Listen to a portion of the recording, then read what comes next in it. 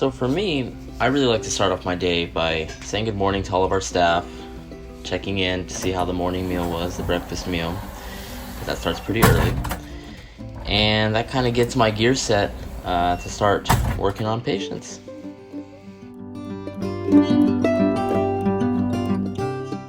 So if this is my first time seeing the patient, then the first thing I'm going to do is go look at the doctor's note to figure out why is the patient being admitted, and obtain the initial medical plan to see how the doctors are going to medically manage this patient. I'm also going to obtain the patient's medical history, and whatever I find from this doctor's note will usually dictate the next thing I look for in the patient's chart. But for this purpose, let's just move on to the labs. So for me, my priority labs are sodium, potassium, magnesium, phosphorus, blood glucose, hemoglobin A1C, blood urea nitrogen, creatinine, GFR, total bilirubin, the liver enzymes ALT and AST, and then some specialty labs that sometimes come up but not always is a C-reactive protein and a lipid panel. Now this is not an exhaustive list, but these are the most common labs that I look for.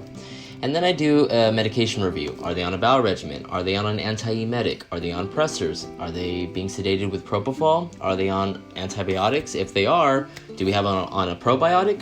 How about a diuretic? Are they on any steroids? And then what's their current diet order? Are they on a PO diet by mouth? Or are they being fed through a tube feed or an IV nutrition? And if they're not getting nutrition, then my job is to figure out why not and figure out when we can safely, or if we can safely feed this patient.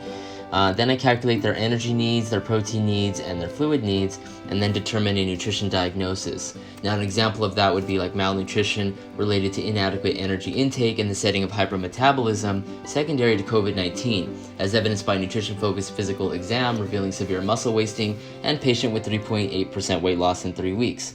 Then I determine a nutrition intervention, and then monitoring and evaluating for that intervention to see if it's working.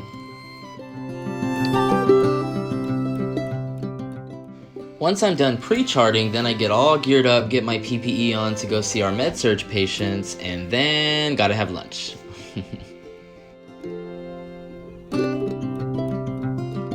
So after lunch, we'll head back to the office, put on all our PPE, and head up to the intensive care unit. For our patients receiving a tube feed, the first thing I'm going to do is I'm going to confirm all of the medication drips. I'm going to check their hemodynamics, and I'm going to see if they're receiving any pressors, which may impact the blood flow to the gut. If the patient is already receiving a tube feed and this is just a follow-up, I'm going to check to see if they're at their goal rate. If they're not at their goal rate, then I need to determine why not, so I'll discuss the tube feed tolerance with the nurse, I'll discuss bowel movements with the nurse, and then this is also a time to update our physical exam if we need to. If the doctors are on the floor, this is also a good time to talk with them about the patient cases as well.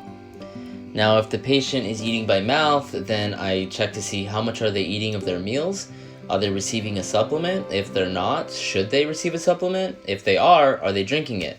Does the patient have any nausea, vomiting, diarrhea, or constipation? And how are their bowel movements? Now, if this is the first time I'm assessing the patient during their admission, then I need to obtain nutrition history for prior to admission. So how was their appetite prior to admission? How many meals a day were they eating? What's their usual body weight? When do they last remember weighing this body weight? I perform the nutrition-focused physical exam.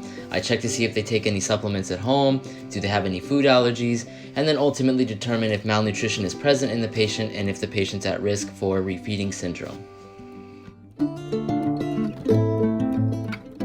Now once I'm done seeing patients, I come down back to the office and I start post-charting on the patient's chart. So I'll leave my recommendations for the medical team. Do I recommend that they be started on a tube feed, on oral diet, medications related to nutrition, so any appetite stimulants, a bowel regimen, any antiemetics, which is anti-vomiting.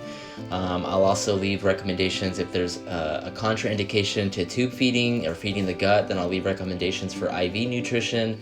I'll add the orders for the supplements. This is different from hospital to hospital. At our hospital, we have order writing privileges for supplements, so we don't actually need to go through a doctor to add supplements for patients. But we do need to go through a doctor before adding a tube feed, diet orders, things like that. So I'll reach out to the doctors with my recommendations, and then I'll start adding orders for all of that, whether it be for medications, tube feeds, even lab checks. Like if the patient hasn't had their phosphorus checked and I think they're at risk for refeeding syndrome, that would be something I would ask, recommend to the doctor, and I could place those orders if the doctor agrees. Then I sign my note, and then if the patient's a high-risk patient, we'll follow up in 3 days. If they're low risk, then it'll be 5 days. So once we're done signing our notes, then it's time to go home. But before we go home, we like to say goodbye to our staff and thank them for everything they do to keep our patients nourished.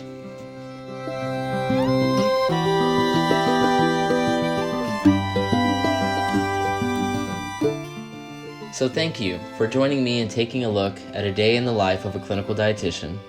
Happy RD Day to dietitians everywhere, and I hope everyone has a happy National Nutrition Month.